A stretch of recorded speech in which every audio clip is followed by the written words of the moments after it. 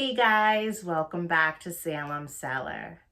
So today we're going to be talking about some of my favorite films that begin with a happy family moving into a new home and ends terribly wrong.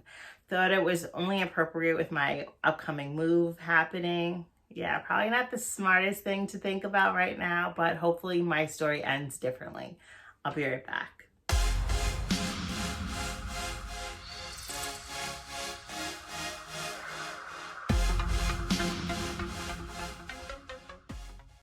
So for those of you who aren't aware, I will be moving to Texas from New York at the end of May.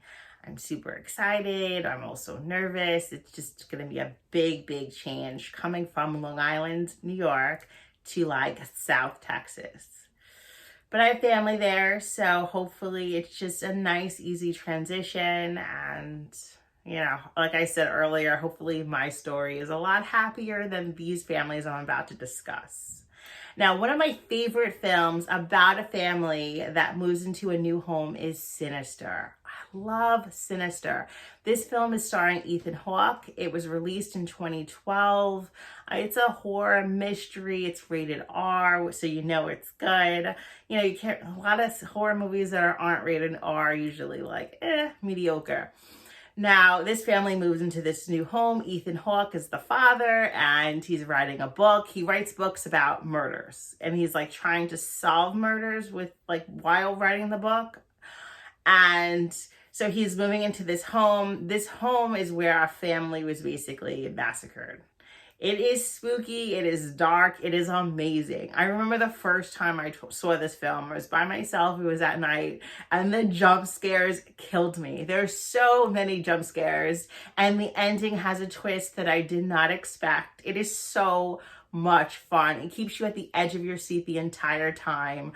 The big bad in the movie is super creepy. I actually saw an animatronic in, I think it's Home Depot. I'm pretty sure Home Depot or Lowe's that looked just like him. I was very tempted to buy him, but then I remembered how creepy the movie is, and I'm like, maybe I'll just pass.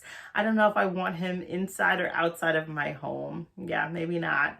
But this movie is just so good. If you have not seen it, I definitely recommend it. I'm pretty sure it's streaming on Tubi, maybe Netflix. I know it's streaming somewhere because I watch it often. I just can't remember which app it is. But try Tubi first. Such a great film. Out of a 10, I give it an 8. I think you guys will love it if you haven't seen it. So definitely check it out. There's also a sequel to this film, so if you like the first one, you're definitely going to enjoy the second one. It literally takes place right after the first one, and it just gets more darker. You actually see some of the behind the scenes, without giving away too much of this film, but some of the behind the scenes dark stuff going on. I don't want to give it away if you haven't seen this movie, but if you've seen this movie, you know actually exactly what I'm talking about. So check that one out too. The next on my list, I thought was only appropriate since I'm coming from Long Island, is the 1979 Amityville horror. Yeah, I'm not too far from it, that house too. They changed it a lot since then. Starts off with a happy family moving into this new home. They get the home super cheap, and they're like, why am I getting this so cheap? It's because a family was murdered there. Yes, why these people are always moving to a house where people are murdered or some type of tragedy happens. Yeah, eventually the father starts to lose his mind. The house starts to possess him. One bad thing happens after another. This movie is rated R as well. It is dark. It is creepy. It is so good. If you haven't seen Amityville Horror though, where are you, what planet are you living in? It's living on. It's just such a good film. And it's a classic horror. I know a lot of people always talk about the house. It looks completely different now. If you drove by, you probably had no idea, which makes sense because if I moved into this house that was just known for a murder, and then movies that took place after that about this home, because there's a lot of movies that take place around this home. I'm pretty sure one of the Conjuring films has, the whole house being like a seance going on in that house. I'm pretty sure it's Conjuring is the universe that has it. But you know, who doesn't talk about the Amityville horror murders and the movies after that took place? So yeah, it was pretty smart probably, you know, to change the appearance of this house, but it's definitely a great one. If you haven't seen it, I would give it a 9 out of 10. This is just a movie you could just watch over and over again. I have my entire life. So if you loved the Amityville horror, definitely check out the remake with Ryan Reynolds. That one's from 2005. I love that film as well. I love Ryan Reynolds. He does an excellent job as the creepy possessed father. So check both those movies out. Next on my list is Poltergeist from 1982. Not the remake. The remake was horrible. Not the remake, terrible. So this movie is a horror fantasy. It is not rated R. I don't know if you knew that. I didn't know that until I looked before. It's not rated R. This movie is creepy. It is scary. A lot of possession and weird stuff going on. So basically they move into a brand new built home in this new development. And what these people did, not the people who bought the house, but the people who like made the houses, they removed some of the bodies from the land and put homes on there, but not all the bodies were removed. Yeah, that's nice, right? Thanks, guys. So a lot of spooky crap starts to happen. I remember watching this film as a kid and being so creeped out. I'm telling you, even the second film with that old man creeps me out even more. He is what nightmares are made of. Like, I watch it as an adult and he still creeps me out. Even the third film. The third film's hard to watch because of, you know, the whole story about Carol Ann, you know, the real actress that plays her and her passing and then using somebody else and not her. Like, that's pretty horrible. But the first film is definitely a classic. It's a film I recommend. It is a creepy one for me. It is a hard watch sometimes, even though I do love this film. So I would give it a 7 out of a 10. But if you haven't seen Poltergeist, definitely check it out. Watch the second and third movie too, but do not watch the remake. The remake was bad. Did you guys like the remake? Because I hated it. Like, comment down below. Let me know if you liked the remake. I just couldn't do it. I really tried. They had the creepy clown in it and stuff, but I just couldn't get behind this movie at all. It wasn't good to me.